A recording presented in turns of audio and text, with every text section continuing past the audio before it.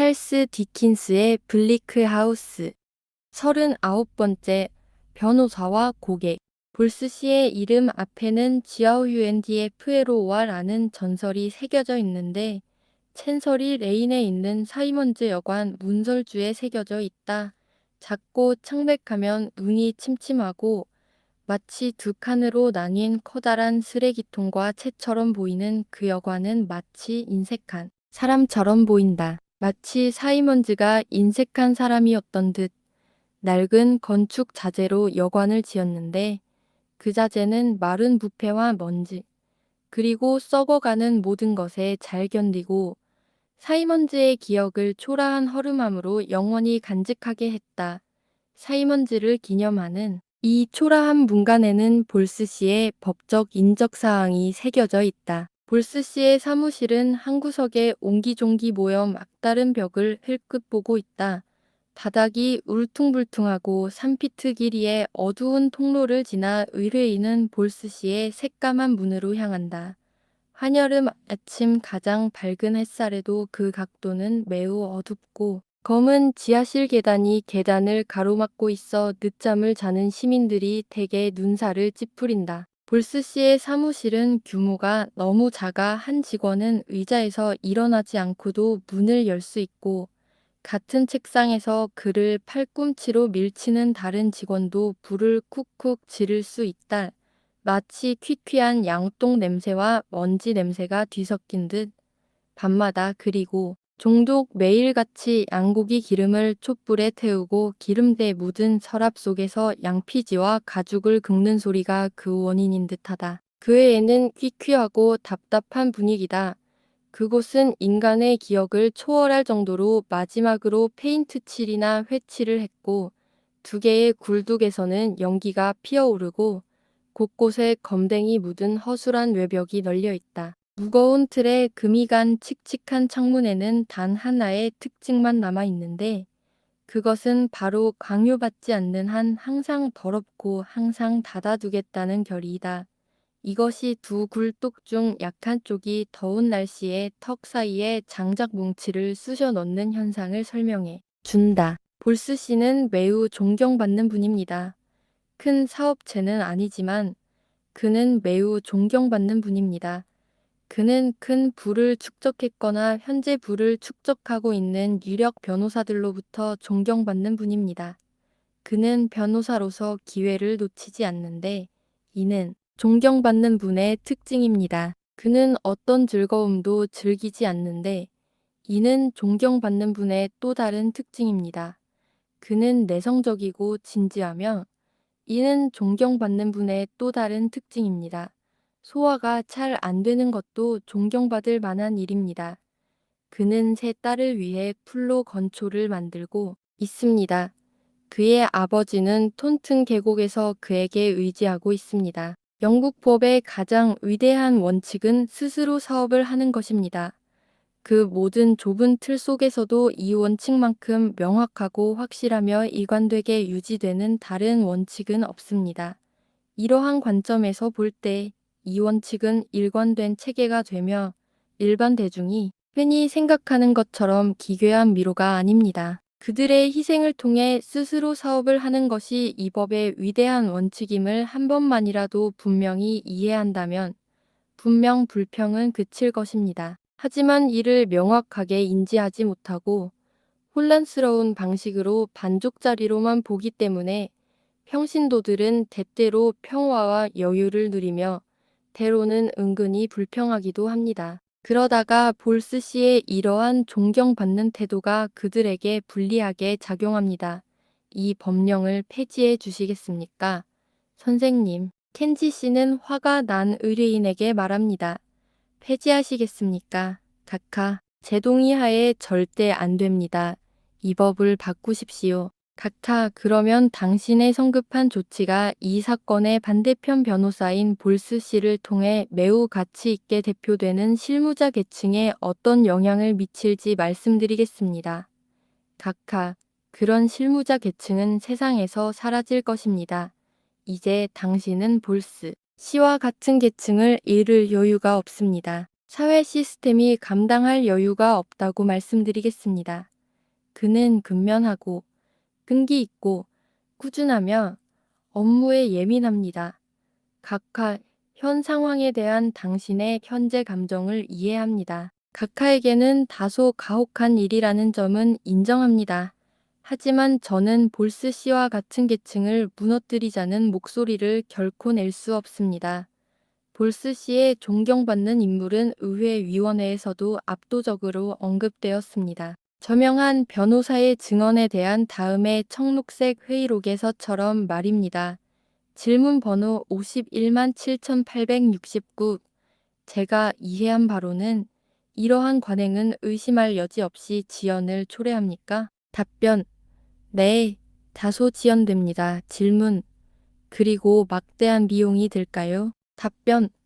확실히 아무 이유 없이 시행될 수는 없습니다. 질문. 그리고 말할 수 없는 괴로움이요? 답변. 저는 그렇게 말할 준비가 되어 있지 않습니다.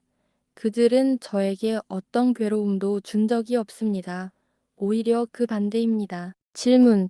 하지만 그들의 폐지가 특정 계층의 실무자에게 해를 끼칠 것이라고 생각하십니까? 답변. 저는 의심의 여지가 없습니다. 질문. 그러한 계층의 예를 들어주시겠습니까? 답변. 네, 저는 주저없이 볼스 씨를 언급하겠습니다. 그는 파멸할 것입니다. 질문.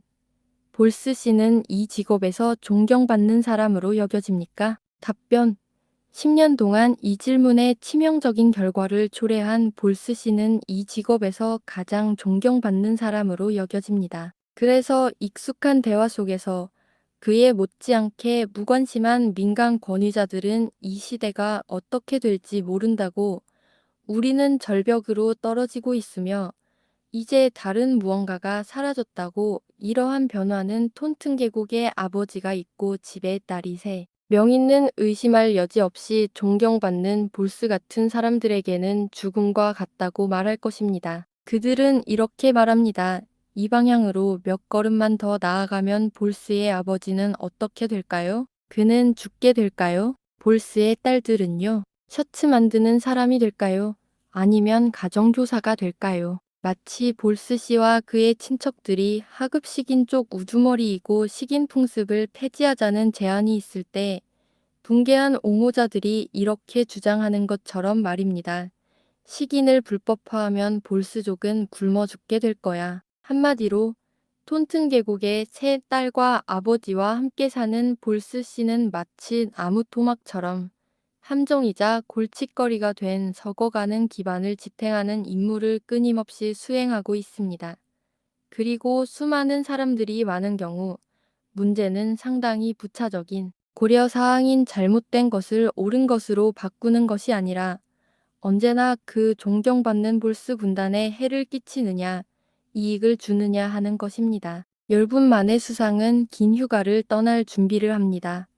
볼스 씨와 그의 젊은 의뢰인, 그리고 마치 큰 뱀들이 처음으로 배불리 먹은 것처럼 모든 규칙성을 벗어나 황급히 쑤셔 넣은 파란 자루 몇 개가 관직 소굴로 돌아왔습니다. 존경받는 사람답게 조용하고 무표정한 볼스 씨는 마치 손에 가죽을 벗듯 검은 장갑을 벗고 마치 자신의 가죽을 벗듯 걷기는 모자를 벗어 던지고 책상에 앉습니다. 의뢰인은 모자와 장갑을 바닥에 던집니다. 어디든 내던지고 돌보지도 않고 어디로 가는지도 신경 쓰지 않습니다.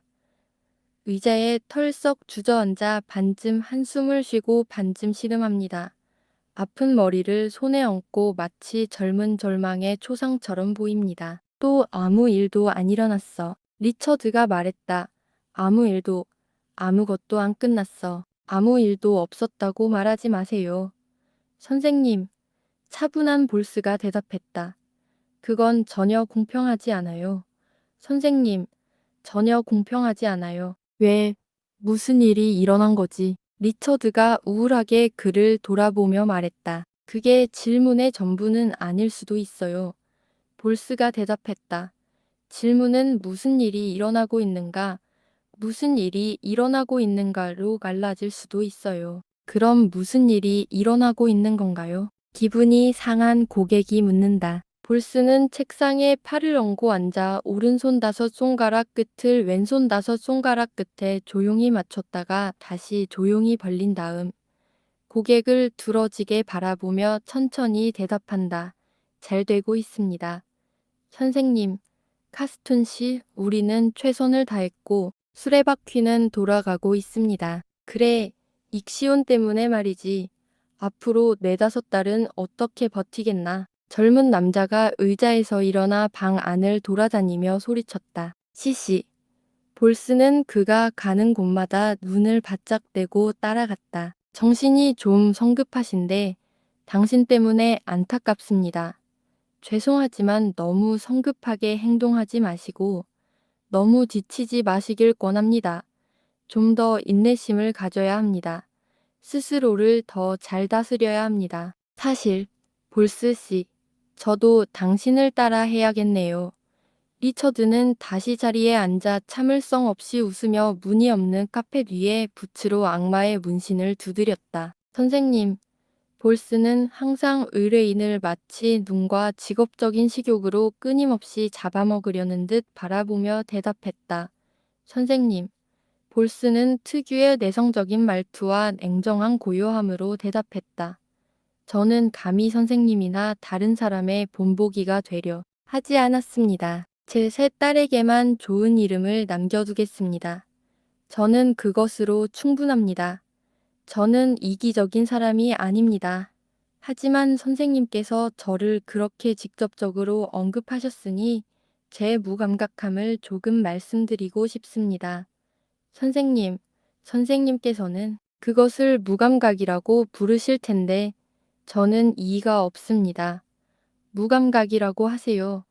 제 무감각함을 조금 말씀드리고 싶습니다. 볼스 씨, 의뢰인은 다소 당황한 표정으로 설명했다. 저는 당신을 무감각하다고 비난할 의도는 전혀 없었습니다. 선생님, 저도 모르게 그렇게 하셨을 거라고 생각합니다. 볼스가 차분하게 대답했다. 아주 당연합니다. 냉정하게 선생님의 관심사를 돌보는 것이 제 의무입니다. 선생님께서 흥분하신 지금처럼 제가 무감각해 보일 수도 있다는 것을 충분히 이해합니다. 제 딸들이 저를 더 잘 알 수도 있고 연로하신 아버지께서 저를 더 잘 아실 수도 있습니다. 하지만 그들은 선생님보다 훨씬 오랫동안 저를 알고 있습니다. 그리고 애정 어린 눈빛은 사업적인 눈빛과는 다릅니다.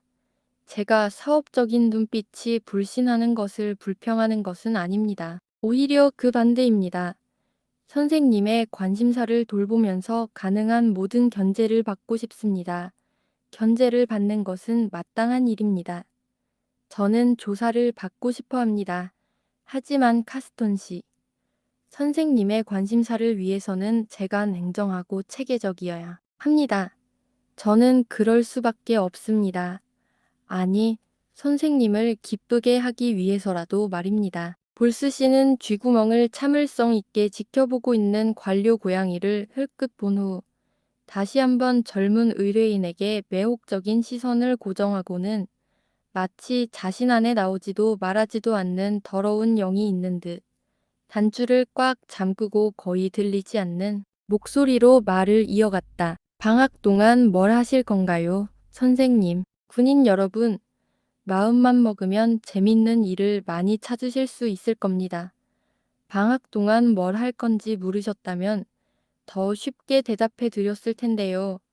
저는 여러분의 관심사를 돌봐야 합니다. 저는 매일 여기서 여러분의 관심사를 돌봐야 합니다. 그게 제 의무입니다. 학기 중이든 방학이든 상관없습니다. 관심사에 대해 상담하고 싶으시다면 언제든 여기 있습니다. 다른 전문직 종사자들은 도시를 떠나지만 저는 그렇지 않습니다. 그들이 떠나는 것을 탓하는 건 아닙니다. 단지 저는 가지 않을 뿐입니다. 이 책상이 여러분의 든든한 버팀목입니다. 선생님, 볼스 씨가 그 소리를 흉내내는데 마치 관처럼 공허하게 들립니다. 하지만 리처드에게는 그렇지 않습니다. 그에게는 그 소리에 격려가 담겨 있습니다. 어쩌면 볼스 씨는 그런 격려가 있다는 것을 알고 있을지도 모릅니다. 볼스 씨, 저는 당신이 세상에서 가장 믿음직한 분이라는 것을 잘 알고 있습니다. 리처드가 더욱 친근하고 유쾌하게 말했다. 당신과 관계를 맺는 것은 속아서는 안 될 사업가와 관계를 맺는 것과 마찬가지입니다. 하지만 제 경우를 생각해 보세요.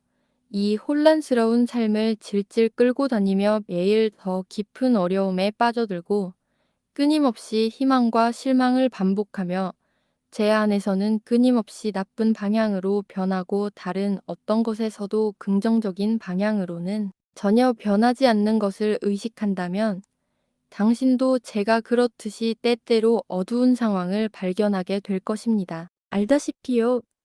볼스 씨가 말했다. 저는 절대 희망을 품지 않습니다. 선생님, 처음부터 말씀드렸듯이 시시, 저는 절대 희망을 품지 않습니다. 특히 비용의 대부분이 유산에서 나오는 이런 경우에는 제가 희망을 품는다면 제 명예를 존중하지 않는 것이겠죠. 마치 비용만이 제 목표인 것처럼 보일지도 모릅니다. 하지만 선생님께서 더 나은 변화가 없다고 말씀하신다면 저는 사실상 그 말을 부인할 수밖에 없습니다. 그래, 리처드가 환하게 웃으며 대답했다. 근데 어떻게 나오셨어요? 카스톤 씨, 당신을 대표하는 사람은 방금 말씀하셨죠? 바위라고요? 네, 선생님. 볼스 씨가 고개를 살짝 저으며 텅 빈 책상을 두드리며 말했다.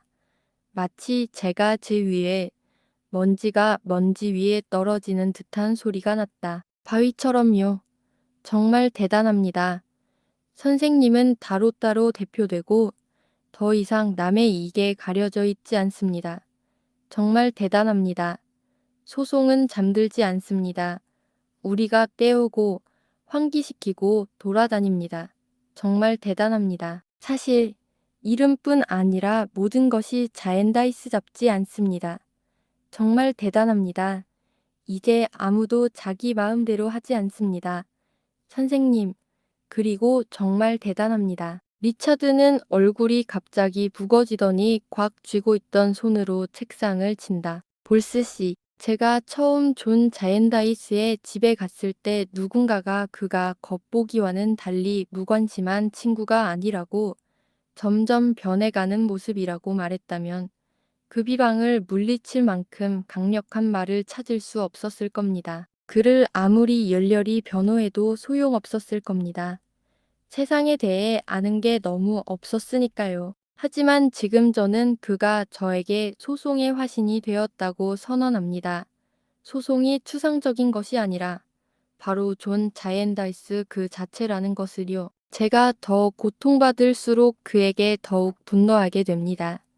모든 새로운 지형과 새로운 실망은 존 자이엔다이스의 손에 의한 새로운 상처일 뿐입니다. 아니요. 아니요. 볼스가 말했다. 그렇게 말하지 마세요. 우리 모두 인내심을 가져야 합니다. 게다가 저는 절대 폄하하지 않습니다. 선생님, 절대 폄하하지 않습니다. 볼스 씨, 화난 손님이 대답했다. 그가 할 수만 있다면 그 소송을 목 졸랐을 거라는 건 당신도 잘 알잖아요. 그는 적극적으로 나서지 않았어요. 볼스 씨가 마지못해 인정했다. 분명 적극적으로 나서지 않았죠. 하지만, 어쨌든, 그는 좋은 의도를 가졌을지도 몰라요. 누가 마음을 읽을 수 있겠어요. 시시, 할 수 있어요. 리차드가 대답했다. 시시, 그의 의도가 뭔지 알 만큼은 알겠네. 우리 이해관계가 충돌하는 걸까? 아니면 그렇지 않은 걸까? 말해봐. 리처드는 마지막 세 마디와 함께 자신의 믿음직한 바위를 3번 두드렸다. 시시, 볼스가 흔들림 없는 태도로 굶주린 눈을 깜빡이지 않고 대답했다. 제가 당신의 전문 자문가로서 제 의무를 다하지 못한 것이요. 당신의 이익을 자엔다이스 씨의 이익과 동일시한다면 당신의 이익에 대한 충실성에서 벗어난 것이 될 겁니다. 그런 것은 아닙니다. 선생님, 저는 결코 동기를 부여하지 않습니다. 저는 아버지가 있고 아버지이기 때문에 결코 동기를 부여하지 않습니다. 하지만 가족 간의 불화를 빚는다고 해도 직업적 의무를 회피해서는 안 됩니다. 지금 당신이 당신의 이익에 대해 저에게 전문적으로 상의하고 있다고 이해하십니까? 정말 그렇습니까? 그렇다면 저는 당신의 이익은 자엔다이스 씨의 이익과 동일하지 않다고 답하겠습니다. 물론 그렇지 않아. 리처드가 소리쳤다. 넌 오래전에 그걸 알았잖아. 시시. 볼스가 대답했다. 제3자에 대해서는 필요 이상으로 말하고 싶지 않습니다. 제 명예와 근명과 인내로 얻게 될 작은 재산을 탈 에마, 제인, 캐롤라인에게 물려주고 싶습니다. 또한 저는 제 전문직 동료들과 우호적으로 살고 싶습니다. 스킨폴 씨가 저를 이 방에 초대해 주셨을 때 저는 결코 아첨하는 사람이 아니기에 그렇게 큰 영광이라고는 말하지 않겠습니다. 저는 당신의 관심사가 다른 전문가에게 맡겨져 있는 한 그에 대한 의견이나 조언을 드릴 수 없다고 말씀드렸습니다. 그리고 저는 켄지와 카보이의 사무실을 언급할 때처럼 그 중요한 자리에 있는 당신의 관심사를 언급하는 식으로 말씀드렸습니다. 그럼에도 불구하고 당신은 당신의 관심사를 그 자리에서 거두어 저에게 제안하는 것이 적절하다고 생각하셨습니다. 당신은 깨끗한 손으로 가져왔고 저는 깨끗한 손으로 받았습니다. 그 관심사는 이제 이 사무실에서 가장 중요합니다. 제 소화 기능은 당신도 들었을지 모르지만 언급하신 것들은 상태가 좋지 않으며 휴식을 취하면 나아질 수도 있습니다. 하지만 제가 당신의 대리인으로 있는 동안은 쉬지 않겠습니다. 언제든 저를 원하시면 여기에서 찾으실 수 있습니다. 어디든 부르시면 가겠습니다. 긴 휴가 동안 저는 당신의 관심사를 더욱 면밀히 연구하고 미카엘 축일 이후 물론 총장까지 포함하여 모든 것을 처리할 준비를 하는데 뭐가 시간을 쏟겠습니다. 그리고 제가 마침내 당신의 재산을 상속받은 것을 진심으로 축하드립니다. 볼스 씨는 단호한 사람처럼 엄숙하게 말했습니다. 제가 마침내 당신의 재산 상속을 진심으로 축하드립니다. 하지만 저는 그것에 대해 전혀 기대하지 않습니다. 좀 더 자세히 말씀드리겠습니다. 당신은 변호사와 의뢰인 간의 소송 비용 중 상속 재산에서 공제되는 과세 비용에 포함되지 않은 그때까지 미지불된 약간의 잔액 외에는 저에게 아무것도 빚지지 않을 것입니다. 시시.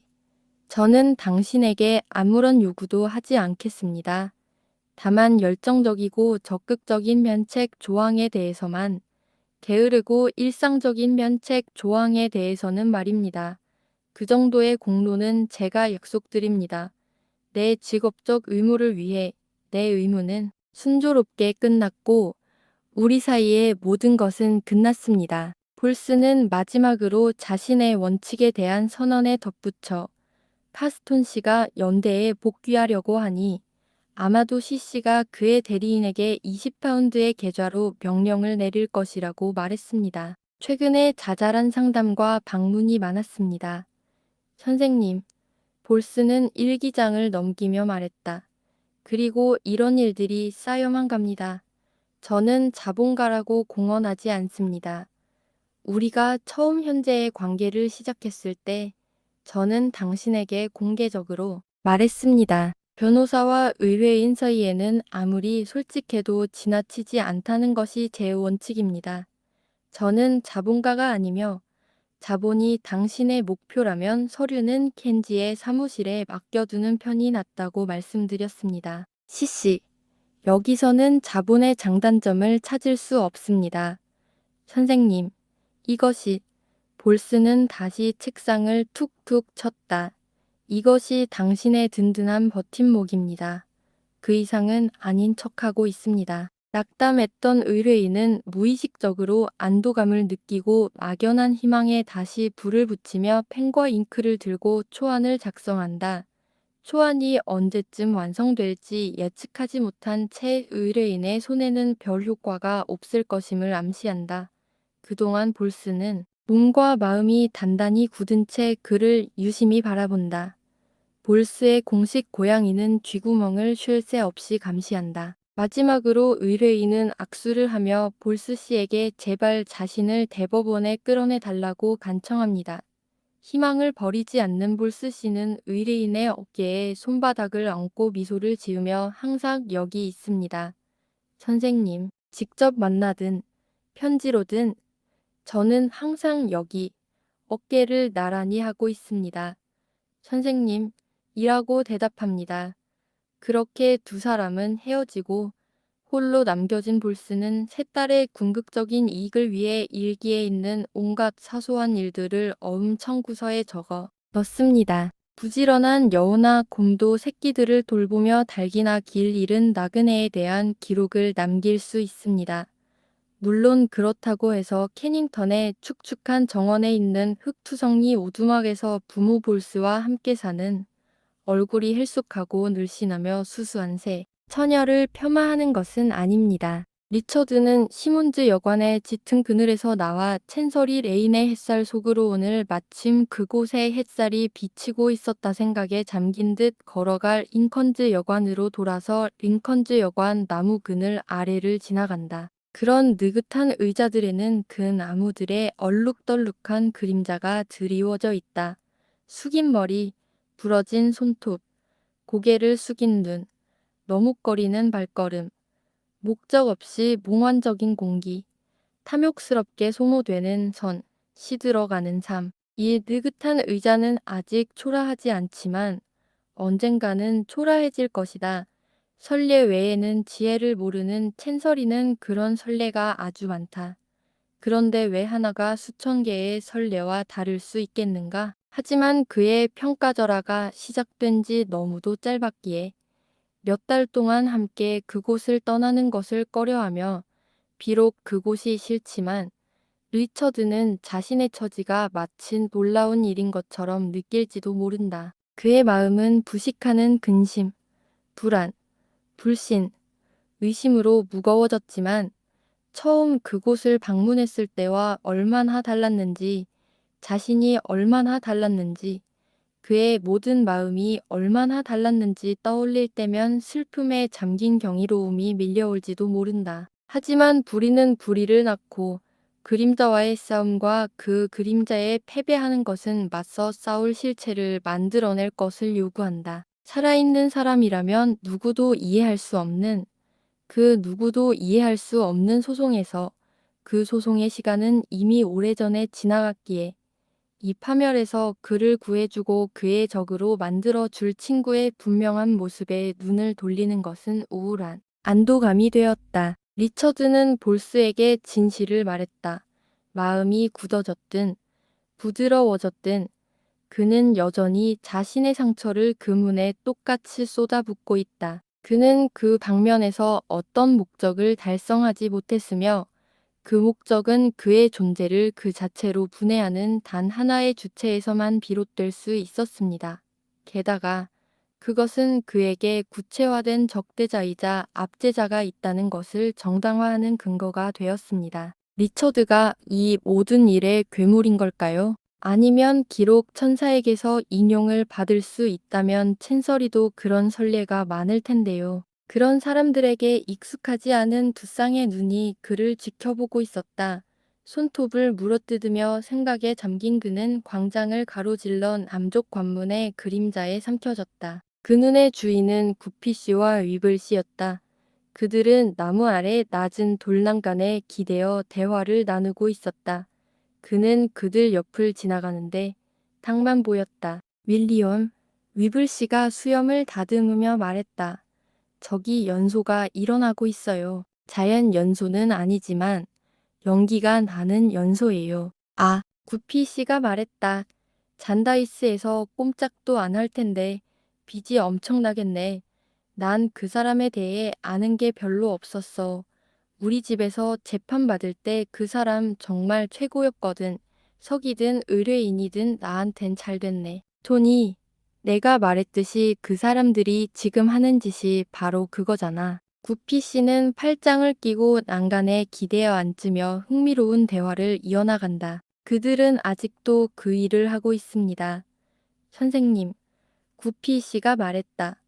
아직도 상황을 파악하고 서류를 검토하고 온갖 쓰레기들을 뒤지고 있습니다. 이대로라면 앞으로 7년은 더 할 겁니다. 그리고 스몰이 도와주고 있나요? 스몰은 일주일 전에 우리에게 연락해서 떠났습니다. 켄지에게 할아버지의 사업이 근 오신사에게 너무 버거우니 직접 맡아서 하면 더 잘할 수 있다고 말했습니다. 스몰이 그렇게 친해서 저와 사이가 좋지 않았습니다. 하지만 그는 우리가 먼저 시작했다고 했고 저를 그곳에 두었으니 실제로 그랬습니다. 저는 우리의 관계를 오래된 관계로 만들었습니다.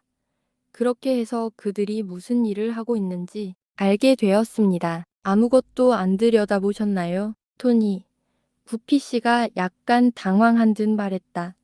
솔직히 말해서 난 너랑 같이 있을 때만 이 집이 마음에 들어. 그래서 안 왔어. 그래서 내 짐을 챙겨서 이 작은 약속을 잡자고 제안한 거야. 시계가 쏜살같이 지나가네. 토니, 구피 씨 구피는 신비롭고도 부드러운 웅변을 펼친다. 제가 어찌할 수 없는 상황들이 제 가장 소중한 계획과 예전의 친구로서 당신에게 말했던 작사랑의 이미지에 우울한 변화를 가져왔다는 것을 다시 한번 당신의 마음에 새겨야겠습니다. 그 이미지는 산산이 조각났고 그 우상은 무너졌습니다. 이제 당신의 친구로서 도움을 받아 궁정에서 실행하려던 일들과 관련하여 제가 바라는 유일한 것은 그것들을 내버려 두고 망각 속에 묻어버리는 것입니다. 토니, 친구로서 제가 이렇게 말씀드리는데 그 변덕스럽고 깊은 성격의 노인이 그 즉흥적인 요소의 희생양이 된 것을 당신이 알고 있는데, 토니, 그가 살아있는 것을 본 후 다시 생각해보니 그 편지들을 어딘가에 치워두었고 그날 반편지들이 파기되지 않았다는 게 가능할까요? 위블 씨는 잠시 생각에 잠긴 후 고개를 저었다. 단호하게 아니라고 생각했다. 토니, 구피 씨가 법정으로 걸어가며 말했다. 다시 한번 친구로서 나를 이해해주게. 더 이상 설명할 필요 없이 우상이 쓰러졌다는 걸 다시 한번 말해주겠네. 이제 내가 섬길 목적은 기억 속에 묻히는 것뿐이야. 나는 그 일을 스스로 맹세했지. 나 자신에게. 그리고 산산이 조각난 그 모습에. 그리고 내가 어찌할 수 없는 상황에도 비치고 있네. 자네가 눈짓이나 몸짓으로라도 자네의 옛 숙소 어딘가에 문제의 서류와 조금이라도 비슷한 서류가 놓여 있는 걸 봤다고 말해준다면 나는 자네 책임하에 그것들을 불 속에 던져버릴 걸세. 위블 씨가 고개를 끄덕인다. 구피 씨는 이러한 관찰 결과를 듣고 자만심에 가득 차 법리학적이면서도 낭만적인 분위기를 자아낸다. 이 신사는 어떤 종류의 조사든 요약이나 연설이든 무엇이든 하는데 열정적이다. 그는 친구를 따라 위험있게 법정에 나선다. 법정이 생긴 이래로 떡마주이 가게에서 벌어지는 소송처럼 포르투나투스처럼 험담으로 가득한 적은 없었다. 매일 아침 8시가 되면 스몰위드 씨의 나이든 남편은 모퉁이로 내려와 스몰위드 부인 주디 바트와 함께 안겨 들어간다. 그리고 그들은 하루 종일 저녁 9시까지 그곳에 머물며 요리 가게에서 나오는 향은 많지 않지만 집시식 저녁 식사로 위안을 삼는다. 그들은 고인이 된 사람들의 보물들을 뒤지고 수색하며 파고 파헤치고 또 파헤친다. 그 보물들이 무엇인지 그들은 너무 비밀에 붙여 궁정을 미쳐 알뛰게 한다. 궁정은 정신이 나가 찻주전자에서 기니가 쏟아지고 왕관 조각들이 펀치볼에 넘쳐 흐르고 낡은 의자와 매트리스에 영국은행 지폐가 가득 차는 광경을 상상한다. 이 책은 다니엘 댄서 씨와 그의 누이 그리고 서퍽에 사는 에리스 씨의 6펜스 역사 채색된 접힌 권두 포함을 소장하고 있으며 그 진솔한 이야기에서 발췌한 모든 사실을 크룩 씨에게 전달합니다. 쓰레기 수거인인 낡은 종이 제 태진 병이 가득 든 수레를 치우기 위해 2번 불려올 때 온 궁정 사람들이 모여 바구니가 나올 때마다 바구니를 뜯어냅니다. 티슈 페이퍼에 탐욕스러운 작은 펜으로 글을 쓰는 두 신사가 이웃을 배회하는 모습이 자주 목격되는데 서로에게 부끄러워하며 그들의 오랜 동반자 관계는 해체됩니다. 술은 화음의 밤을 통해 당시의 관심사를 능숙하게 전달합니다. 전문적으로 페터페터라는 암시로 알려진 이 주제에 대한 리틀 스윌스 리털 에스더 볼류아이LLS는 큰 박수갈채를 받으며 같은 가수는 마치 영감을 받은 사람처럼 일상적인 일에서 개그를 칩니다. 심지어 멜빌슨 양조차도 이레이 어노디디아이엔지의 칼레도니아풍 멜로디를 되살려 개들은 부르를 좋아한다. 그 상쾌한 맛이 어떤 종류이든 많은 정서를 아주 뻔뻔스럽게 그리고 옆집 쪽으로 고개를 돌리며 표현하는데 그녀는 스몰리드 씨가 돈을 찾는 걸 좋아한다는 뜻으로 즉시 이해되어 매일 밤 2번의 앙코르를 선사받습니다. 이 모든 것에도 불구하고 법정은 아무것도 알아내지 못합니다. 파이퍼 부인과 퍼킨스 부인이 고인이 된 하숙린에게 전하는 바에 따르면 그의 등장은 대집회의 신호탄이 되었고 그들은 끊임없이 모든 것을 그리고 그 이상을 알아내기 위해 분주하게 움직입니다. 위글 씨와 구피 씨는 궁정의 모든 눈이 자신들에게 쏠린 가운데 높은 인기에 힘입어 고인의 집 닫힌 문을 두드렸습니다. 그러나 궁정의 기대와는 달리 그들은 곧바로 인기를 잃고 악의적인 인물로 여겨졌습니다. 지방 곳곳의 덤문은 거의 닫혀 있었고 1층은 촛불이 필요할 만큼 어두웠다. 어린 스몰리드 씨의 소개로 뒷방 가게에 들어온 그들은 햇빛을 받은 듯 처음에는 어둠과 그림자 외에는 아무것도 볼 수 없었다. 하지만 그들은 점차 우물이나 폐지 무덤 가장자리에 의자에 앉아 있는 나이 든 스몰리드 씨, 마치 여성 사제처럼 그 안을 더듬고 있는 덕망 있는 주디. 그리고 근처 평지에 눈이 쌓여 종이 조각, 인쇄물, 원고가 쌓인 스몰리드 부인을 알아보았다. 마치 하루 종일 그녀에게 날아온 칭찬들이 쌓인 듯했다. 스몰을 포함한 일행 모두 먼지와 흙으로 검게 그을려 있었고 방의 전반적인 모습에도 불구하고 악랄한 모습을 보였다. 예전보다 쓰레기와 목재가 더 많았고 더러워진 것도 마찬가지였다. 마찬가지로 죽은 주민의 흔적이 남아있고 벽에는 그가 분필로 쓴 글이 남아있어 유령 같은 곳입니다. 방문객들이 들어오자 스몰리드 씨와 주디는 동시에 팔짱을 끼고 조사를 멈췄다. 아하, 노신사가 쉰 목소리로 말했다. 안녕하세요, 여러분. 안녕하세요. 위블 씨, 물건을 찾으러 오셨습니까? 잘 됐네요. 잘 됐네요. 만약 당신이 창고를 훨씬 더 오래 비워두셨다면 창고 비용을 지불하기 위해 당신을 팔아야 했을 겁니다.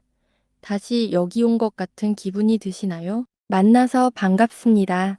만나서 반갑습니다. 위블 씨는 그에게 감사 인사를 건네고 주위를 둘러보았다. 구피 씨의 시선이 위블 씨의 시선을 따라갔다. 위블 씨의 시선은 아무런 새로운 지성 없이 돌아왔다.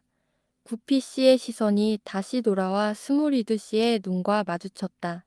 그 매력적인 노신사는 마치 감긴 악기가 아래로 흘러내리듯 여전히 중얼거렸다. 안녕하세요. 선생님 안녕 어떻게 그리고는 아래로 달려가더니 씩 웃으며 침묵 속으로 사라졌다.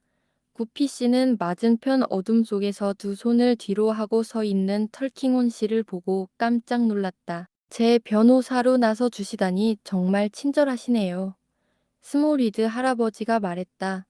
저는 그렇게 유명한 신사분께 의뢰할 만한 고객은 아니지만 그분은 정말 훌륭하시네요. 구피 씨는 친구를 살짝 쿡 찌르며 다시 한번 보라고 하고는 털킹훈 씨에게 발을 질질 끌며 인사를 건넨다. 털킹훈 씨는 가볍게 고개를 끄덕여 답례한다. 털킹훈 씨는 마치 할 일이 없는 듯 그 신기한 광경에 오히려 재밌어하는 듯 바라보고 있다. 여기는 꽤 많은 재산이 있는 것 같습니다. 구피 씨가 스몰리드 씨에게 말했다. 대체로 넝마와 쓰레기라고 친구야. 넝마와 쓰레기라고. 나랑 바트랑네 손녀 주디는 팔만한 가치가 있는 물건들을 모아 목록을 만들려고 애쓰고 있어. 하지만 아직은 별로 진척이 없어. 우리는 아직 못 하긴. 하하. 스몰리드 씨는 다시 달려 내려갔고 위블 씨의 눈은 구피 씨의 눈에 의지하여 다시 방을 한 바퀴 돌았다가 돌아왔습니다. 선생님, 위블 씨가 말했다. 위층으로 올라가게 해주시면 더 이상 방해하지 않겠습니다. 어디든. 당신은 집과 같습니다. 기도해주세요. 그들이 위층으로 올라가자 구피 씨는 눈썹을 치켜 올리며 호기심 어린 눈빛으로 토니를 바라본다. 토니는 고개를 저었다. 그들은 그 옛방이 매우 칙칙하고 음침하다는 것을 알았다. 그 기억에 남는 밤에 타오르던 불의 재가 변색된 벽난로에 그대로 남아 있었다. 그들은 어떤 물건에도 손을 대고 싶지 않았고 먼저 조심스럽게 먼지를 털었다. 또한 그들은 방문 시간을 늘리고 싶어 하지도 않았다. 몇 안 되는 이동식 가구들을 최대한 빨리 챙기고 속삭임 이상으로는 절대 말하지 않았다. 이것 좀 봐. 토니가 움찔하며 말했다. 저기 저 끔찍한 고양이가 들어오는데 구피 씨는 의자 뒤로 숨었다. 스몰이 그 여자 얘기를 해줬어. 그 여자는 그날 밤 용처럼 강충깡충 뛰고 깡충깡충 뛰어다니더니 지붕 위로 올라가 2주 동안 돌아다니더니 굴뚝 아래로 곤두박질치며 떨어졌대. 그런 놈 본 적 있어? 마치 모든 걸 다 알고 있는 것 같지 않아? 마치 크룩 같아. 쉿, 꺼져, 이 고블린. 문간에 선 제인 부인은 호랑이처럼 으르렁거리며 귀까지 찢어질 듯한 소리를 내며 곤봉 같은 꼬리를 달고는 전혀 복종할 기색이 없어 보인다. 하지만 털킹훈 씨가 그녀 위로 비틀거리며 걸어가자 그녀는 그의 녹슨 다리에 침을 뱉고는 격분하여 육설을 퍼붓고는 몸을 굽혀 2층으로 올라간다.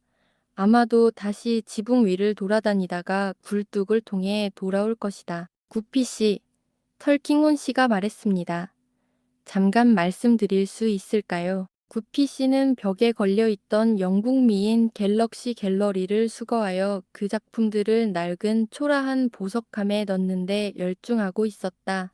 선생님, 그는 얼굴을 붉히며 대답했다. 저는 이 분야의 모든 구성원, 특히 선생님처럼 저명한 분에게는 예의를 갖춰 대하고 싶습니다. 선생님처럼 고귀한 분에게는 더욱 그렇습니다. 하지만 털킹훈 씨, 저와 무슨 이야기를 하실 거라면 제 친구 앞에서 하셔야 한다는 점을 꼭 말씀드려야겠습니다. 그렇죠. 털킹훈 씨가 말했다. 네, 선생님, 제 이유는 전혀 개인적인 것이 아니지만 저 자신에게는 충분합니다. 틀림없습니다. 틀림없습니다. 털킹훈 씨는 조용히 걸어온 난로처럼 태연했다. 이 문제는 제가 굳이 조건을 달 필요까지야 할 만큼 중요한 문제가 아닙니다. 구피 씨, 그는 여기서 잠시 멈춰 미소를 지었는데 그의 미소는 바지처럼 칙칙하고 녹슬어 있었다. 축하합니다. 구피 씨, 당신은 행운아입니다. 선생님, 그렇죠.